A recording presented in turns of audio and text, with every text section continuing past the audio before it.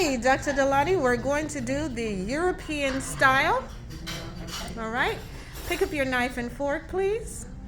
Index fingers in place. And we're cutting. All right. Beautiful. We're finished cutting that piece. Rest the wrist and pivot. Okay? Keep that index finger in place. Great. And we're cutting again. Rest the right wrist and pivot. Beautiful. Now let's get some mashed potato or something soft on the back of the fork. Excellent. Rest the right wrist and pivot. Good. Let's get some more mashed potato. Rest the right wrist and pivot. Now let's get some rice or a combination of food the informal way. Turn the fork over and scoop. That's like easy peasy for you, huh? And the surface area, the more I can get on it, it's better.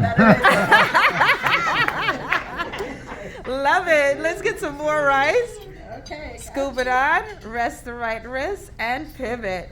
Now, what's the pause position, doctor? Pause position? Yes, in European style. So we want to place the fork downward and have the handles hanging off. Okay, great. Let's place the knife in the 5 o'clock position. That's more 3:30. Okay, yes. So that I usually call it the upside down V. It's pretty easy. Okay, that's the pause position. Now what's the finished position? Both in the 5 o'clock position, fork downward. Great job. Thank you so much. Woo!